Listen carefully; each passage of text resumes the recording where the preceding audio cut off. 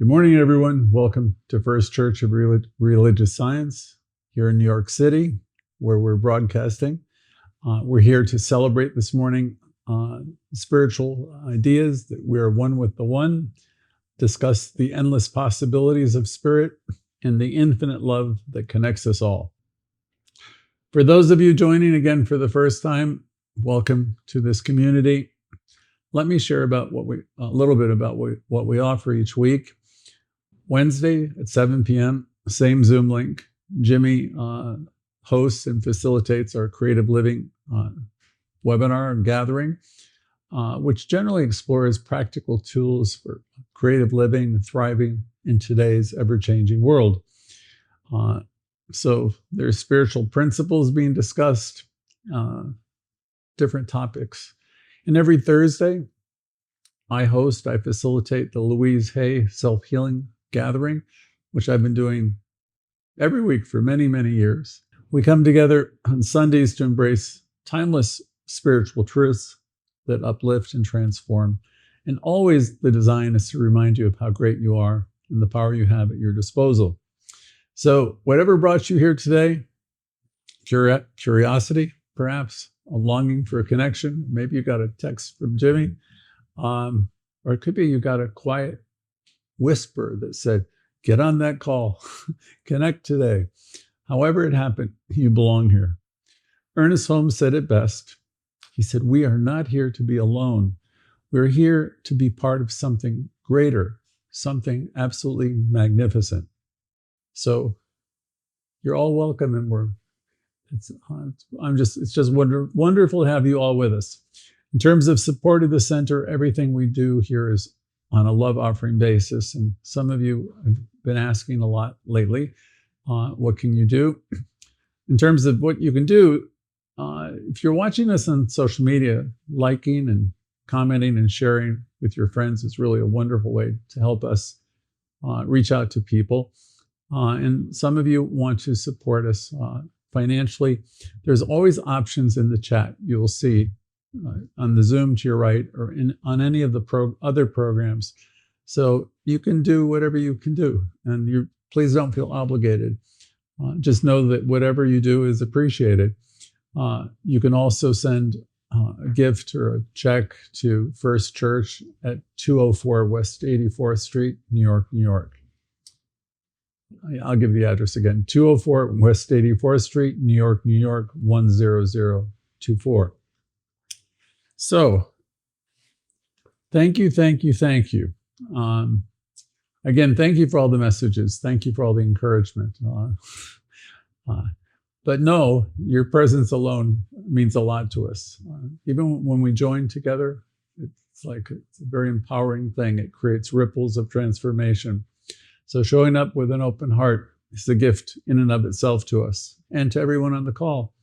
It's a bit like tossing a stone into a pond, because the good that happens goes outward. Let's get into today's theme. Today's theme is the truth, and nothing but the truth, or the truth. We've had several names for today's lesson.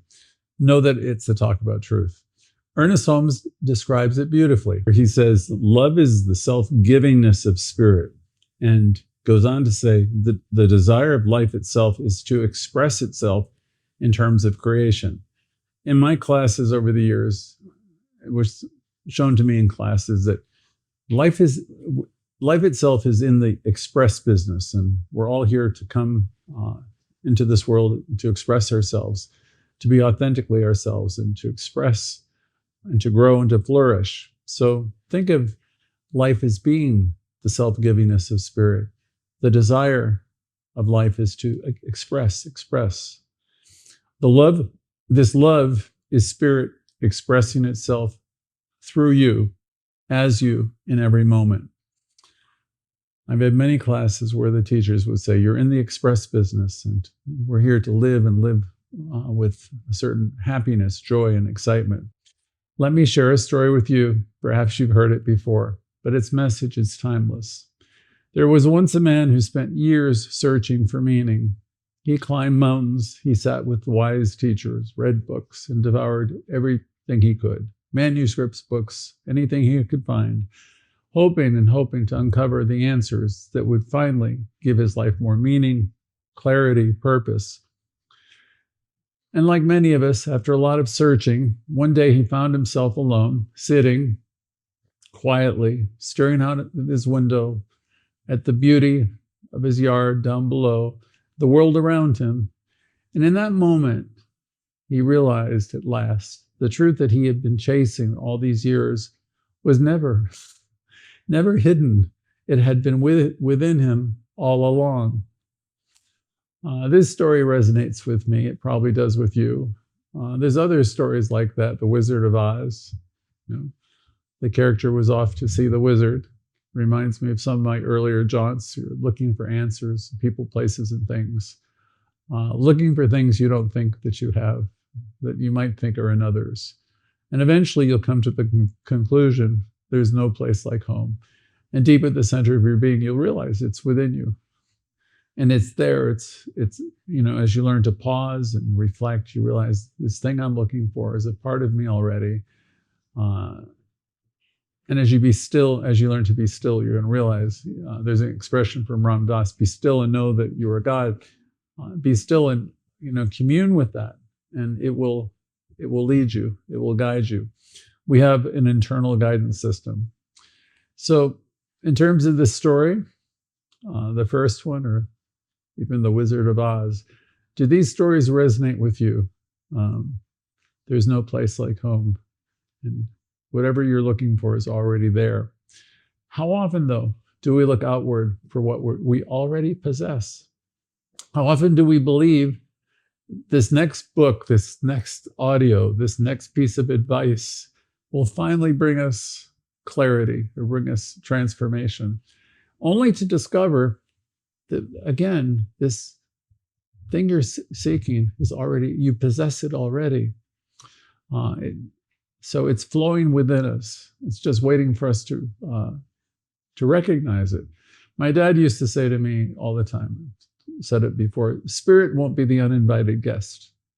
So, you're one with spirit, but we have to wake up to it and we have to remember. Louise Hay would offer in one of the songbooks the lyric, remembering and forgetting. It's a game that we always play. So tune in as often as you can, meditate, take those pauses so you can remember, so you can be coming from a place of recognition. Recognition is the first step of affirmative prayer. We recognize and we know that spirit is. Beyond that, we know spirit is in everything. It's in us. So we want to be in a state of recognition as often as we can. Tuning in here regularly will help. If you could tune here several times a week, it's even better. And of course, we have our broadcasts now on 24 hours a day on Facebook and YouTube. So anytime you need to plug in and reconnect, you can. So let's go on with it today. The love we long for, the peace we crave, and the clarity we seek, again, are not out there. They're present right now in the depths of our being, ready to be acknowledged. Ernest Holmes offers us this insight when he said, "You are some part of God, and the universe is set in motion for your benefit." I thought that was great. You are some part of God, he said, and the universe is set in motion for your benefit, but you must be willing to accept it. So I don't know if I have come over that exact phrase before. He said, you're some part of God, and the universe is set in motion for your benefit. And he's telling us it's all operating together for the good with that line. And then he's saying, but we must be willing to accept that we're some part of God and that the universe is operating for our benefit. So it's incumbent upon me to accept that I'm one with this spirit. I'm some part of it. I'm one with it. I'm not separate. And I need to know that it's all operating for my benefit. And as I share it with you, I'm saying for all of our benefit. So what does this mean for us today? It means releasing the belief that our good is somewhere out there in some distant future, or we'll find our good in the approval of some person or some institution. All healing, Louise Hay would say, is self-healing. We need to learn how to love, accept, and approve of ourselves. The truth is this: the love, the joy, and the wisdom we seek are already here, flowing through us all the time. And I know sometimes you say, but I don't feel it. So it's easy to forget this. It's very easy to forget this, that we're connected with the one. It's like the story of the prodigal child. You're born the king or the prince or the princess of the realm. You're heir to all good, but you get away from it. You forget who you are. So it's easy to forget. It's very easy to forget. Life has many distractions, many challenges, and the demands. We have very busy lives, lots of demanding schedules. And all of this can obscure our awareness of this omnipresence. Okay? But here's a secret. Just as the sun will shine even on cloudy, cloudy days, the truth of your connection to spirit is always constant also. Your connection with source is unwavering. It's always there, waiting just to be remembered. So it's good to have all kinds of ways to be reminded. Some of you set your smartphones, I know. I used to try to do some little thing every half an hour, one of my practices over the years. Whatever you do, and some people will tune in like once every month or two, so it's good to be in a place of remembrance.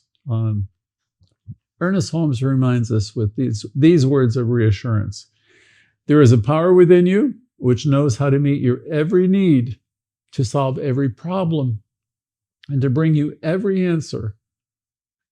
I'll say that again. Holmes said, there's a power within you which knows how to meet your every need, to solve your every problem, and to bring you every answer.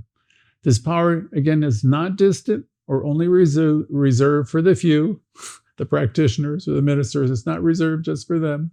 This power is as close as your next breath, as immediate as your next thought.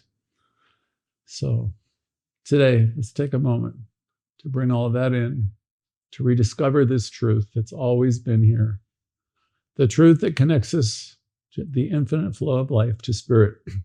Let's pause to reflect and ask ourselves, where in my life, or where in your life, that you've been searching for something? Where is it that you've been searching for something outside of yourself that might already be within you?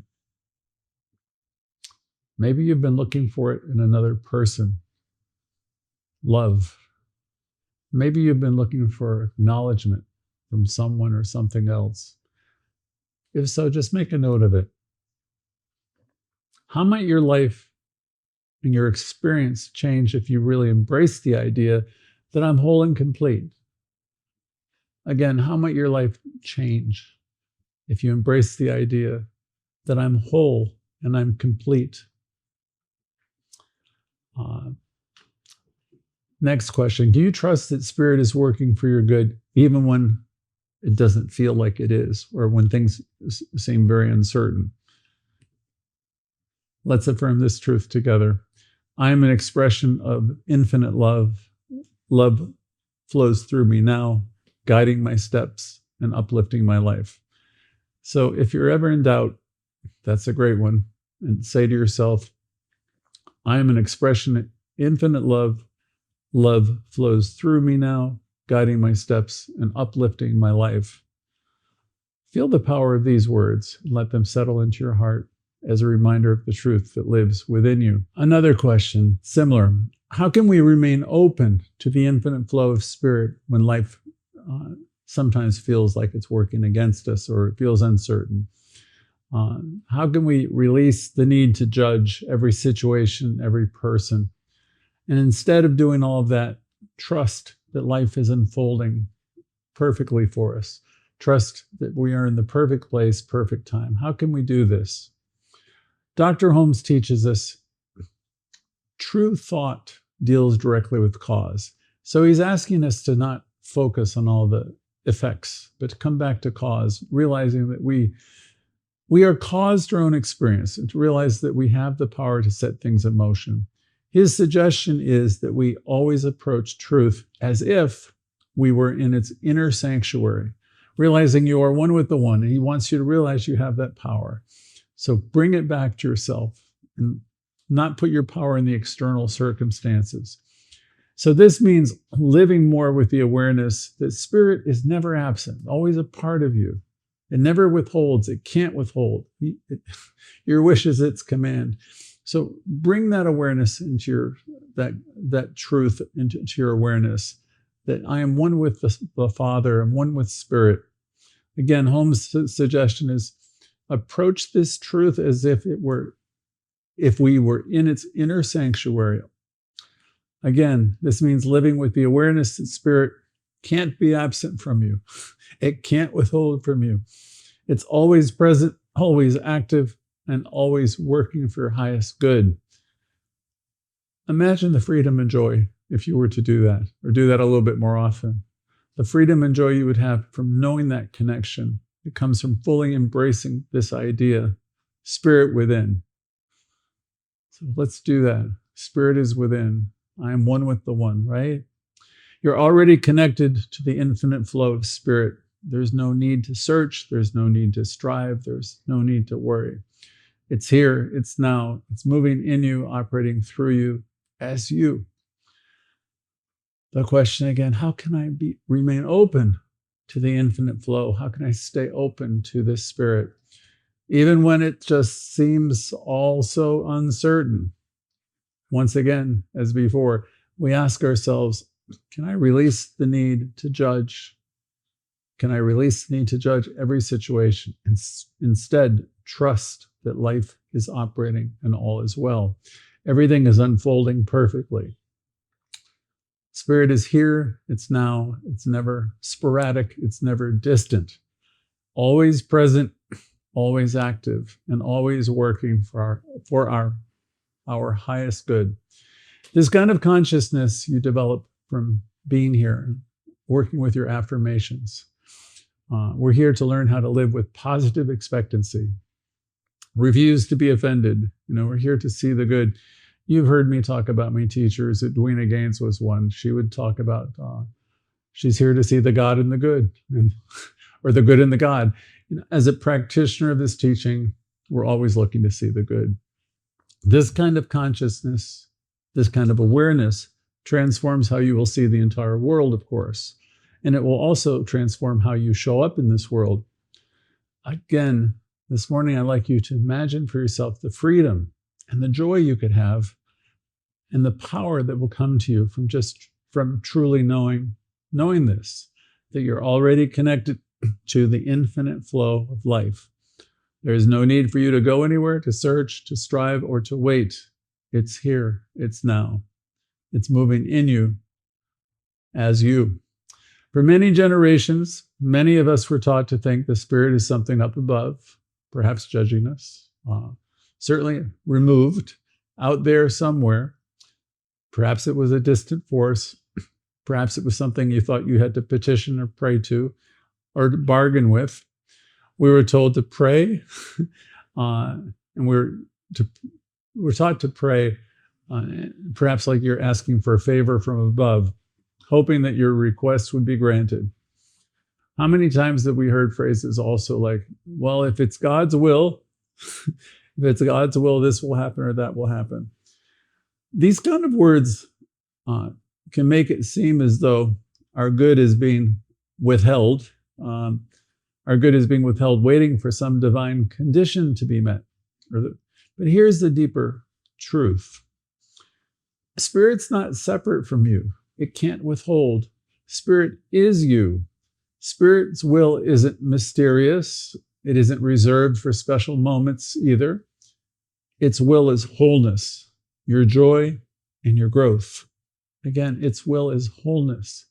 Its will is your joy. Its will is your growth. Ernest Holmes said it this way: the will of God is always a will of life. Again, the will of God is always a will for life. It's a will for life, and it's a will for more life, and it's a will for fuller expression of life. So let's pause for a moment and really let that sink in. The will of the universe is always a will for life and for more life and for fuller expression of life. We're here to express, remember? So let's bring that into our awareness. Let that sink in. The universe itself is actively always conspiring for your expansion and good. Again, the universe is actively conspiring for your expansion and good. I remember being fond of Emerson's essays, especially where Emerson would say, "The dice of God are always loaded." Of course, I didn't like reading that line in the beginning, but what he was trying to say is the same thing as Holmes is talking about. The universe is actively conspiring for your expansion and for your good. So I first heard that expression before Emerson. I learned it in a 12-step program over 40 years ago, where they said the universe's will for me is to be happy, joyous, and free. And that's really saying the same thing. The universe's will for us is to be happy, joyous, free, and expressing ourselves. So we're all saying the same thing here. Same thing Ernest Holmes said, the same thing Emerson said. Holmes did it when he said, everything is unfolding in divine order, actively conspiring for your good. Imagine the liberation that comes from absolutely knowing that and trusting that, knowing that all is well, as Louise would say. You don't have to earn your place in the universe. You don't have to prove your worthiness or your value. You have great value. You're an individualization of this one life. And here's the thing to realize. Spirit's nature is to give, and your nature is to receive the gifts. Its nature is to give to you, and it responds to you. So let's ground this truth in our hearts with an affirmation. I trust in the infinite flow of spirit within me. All that I need is already here. Everything I need is here and is guiding me toward my highest good. Let's take a moment and pause. You can repeat these words either silently or aloud. Allow them to settle in deeply within you, because these are not hopeful thoughts. It's a declaration of reality, a reminder of the immense power and love that are already flowing within you. So as we prepare to move into the next part of our journey, let's just take a moment to reflect and ask ourselves. This is a second time with this question. What would my life look like if I fully trusted the process, if I trusted spirit? What would it look like? What might happen if I released the need to control every detail and instead trusted life, trusted spirit to guide me with grace and ease? So imagine this with me. What if I truly believe that all the things are unfolding for my highest good? What would that look like? What would it be like even when things are tough? If I really believed it's all unfolding for my highest good. Spirit's wisdom is constantly at work, lighting the way for our next steps. So carry this thought with you into your day. You're never alone, first of all. The same intelligence that orchestrates the universe, the cosmos, is alive within you, moving through you, and always working on your behalf to create good. We talk a lot about gratitude here most every week, because gratitude is one of the most direct and profound ways to align ourselves with spirit. When we focus on the God and the good, or when we focus on what's good, something remarkable begins to happen. In the ancient Hebrew language, if I can say the word right, there's a word, yanda, that beautifully captures this practice. It translates into thanksgiving, but it carries yet a deeper meaning. The act, when you say yanda, it's the act of stretching forth one's hand in gratitude and in surrender. When we remember yanda, when we stretch forth our hands, both literally and metaphorically, we open ourselves to becoming vessels for divine energy.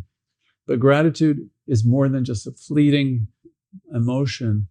It's a practice. We want to come from that place of gratitude. And it's a conscious choice to see life through a lens of appreciation. That's why they say religious scientists are unflappable.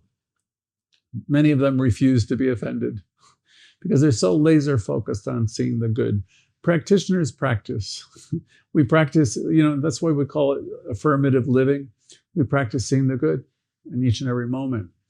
And it's always a conscious choice to look at life with this gratitude through the lens of appreciation. When we engage in gratitude as a spiritual practice, we amplify the flow of abundance, the flow of joy and love in our lives when we practice affirmative living. So let's take a moment to reflect. Reflect on the things that make us happy, that bring gratitude into our experience. Can you remember ways in which Spirit has supported you? Can you remember even the small and the unexpected ways where things worked out for you and you could sense that joy, what it felt like to stretch forth your hands, not just physically, but stretch forth with your heart? Can you do that and remember and allow that divine energy to flow through you and then out into the world? When we give thanks, something incredible happens within. We don't just bless ourselves, we're blessing that life itself. It ripples out from us, ripples of light and love that goes out from us, and it touches everyone and everything around us. Just this month at the center, for example, we received a letter from someone in Arizona who had experienced a profound breakthrough on something that the lady didn't think was something that could ever be improved. And this letter described, after embracing the practice of gratitude and affirmative prayer, and after a lot of self-healing work, their life took on a completely unexpected turn for the better. A shift that they described as a miracle. We have another note this past week, or an email from someone, I think it's in London, who's been struggling for years and years. And she too had a really incredible demonstration. So we do get these incredible letters from people. Each month we get every kind of message on all the platforms. People really working with this. And they're mostly stories of transformation, and everyone's expressing their gratitude. So they remind us of the work we do, and it also reminds us that gratitude is more than just appreciating what is good. It's also a dynamic energy that heals. It's a conscious act of opening ourselves up to receive even more good. When we align ourselves with Spirit, and Spirit's good, we're connecting with the infinite flow through gratitude. It's as though the universe responds with a resounding, yes, keep it going, more of this. So let's affirm this together. I am a channel for divine love and gratitude. Spirit flows through me, as me, blessing my life and the lives of all those around me. For anyone interested, I have a simple yet powerful practice for the week ahead. Each morning, before your day begins, take a pause. The pause is right. And name just 2 or 3 things that you're grateful for. They don't have to be anything big either. Just whatever comes to mind every day, 3 things. Or they can be huge, or as simple as the warmth of your breath, or just looking at the person near you. Whatever comes to mind, the coffee you're drinking, the beauty that's coming in through your windows. And as you express these 3 things, your gratitude, stretch forth your hands, right? Remember yonder. And imagine that gratitude coming through your fingers, through your hands, out from you. And imagine it touching every person, every place, and every situation you're going to encounter that day. You see, gratitude has a way of transforming our perspective. It reminds us that even in challenging times, there's always something to appreciate. Gratitude is going to align us with Spirit's infinite flow, and it's going to open the door to even greater blessings. So let's take these words to heart. The truth is never a destination. It's a homecoming. The truth is not something we discover far away, but something we awaken to within ourselves. The universe has already placed everything we need inside of us, as the late Reverend Theo would say. She would say, the universe has placed everything you need within you for life and godliness, if I recall her exact words. You have the courage to face life's storms. and the wisdom to navigate its uncertainties, and the love to connect with all creation. You have all this within you. Again, the courage to face life's storms, the wisdom to navigate its uncertainties, and you have within you the love to connect with everything and everyone. Truth, Spirit whispers to us in quiet moments, in the laughter of our friends, in the stillness of the mornings, and in the quiet realization always that we are enough. Gratitude opens this door to truth. It transforms the ordinary into the sacred, showing us that even the smallest blessings carry the fingerprints of Spirit. When we pause just for a moment to give thanks, we don't just reflect the light. We don't reflect the light of the world. We become a part of it. And we're radiating love, joy, and possibility into every moment. So today, let's rest in the knowing that we're not separate from the one. We're not separate from the divine. We're a part of it. We're woven into the very fabric of it. We are living expressions of the infinite good. And as we wrap for today, as we close, let's remember this. Trust isn't just a good idea. Trust is the bridge between where we are and the infinite possibilities ahead.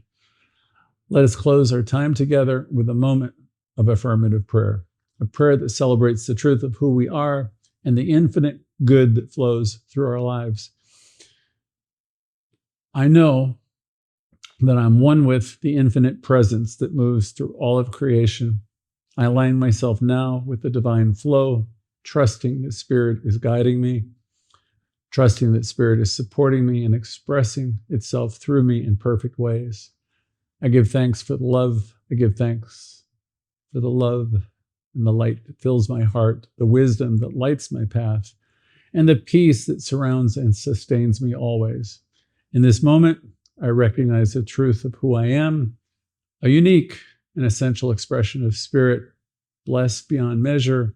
I know this truth for everyone today, for everyone gathered here today. And as we step forward into our week, may we carry this awareness with us, trusting in the infinite good that's within us, that surrounds us, and expressing gratitude for the blessing that's already on the way. And so it is. So thank you all for being in this Sunday morning gathering. Thank you for your openness. Thank you for your goodwill, your willingness, and your light. At First Church, we believe in the power of connection and the beauty of sharing our journey. So this is now your space. We're turning the cameras over to you. We have time for everyone to share for a minute or two. Please let Jimmy know or raise your hand, or he tries to get to everyone. And if you're new, please say hello so we can welcome you. Thank you. We'll see you in just a moment.